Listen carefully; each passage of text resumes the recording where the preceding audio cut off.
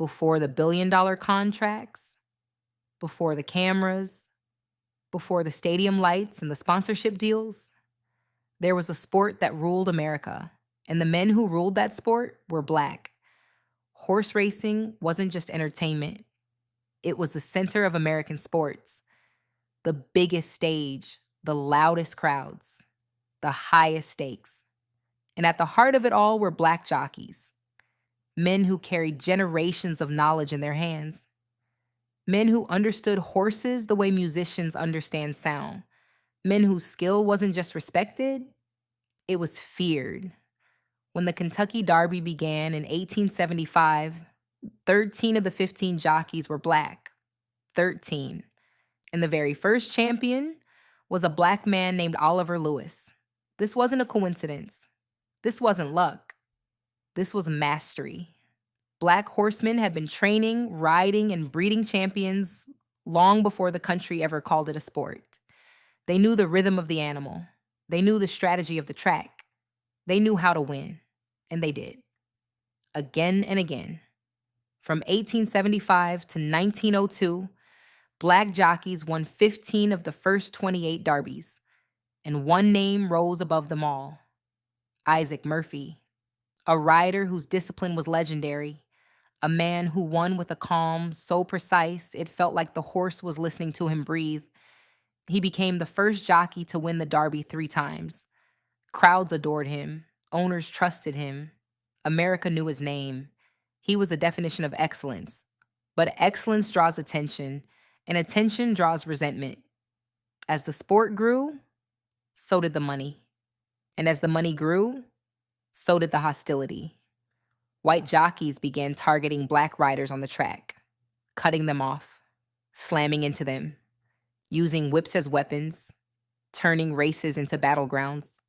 Imagine riding at full speed, knowing someone beside you might try to knock you to the ground. And then something even heavier arrived, something that changed everything: Jim Crow.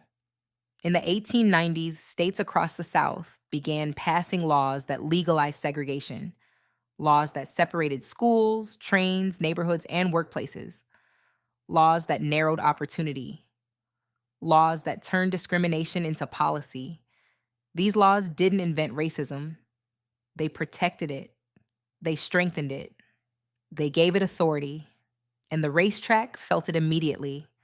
Black jockeys who once dominated the sport found themselves pushed out of races they used to win, pushed out of stables where they trained champions, pushed out of contracts they earned with skill and discipline. Racing associations rewrote the rules. Licenses were denied. Entries were blocked.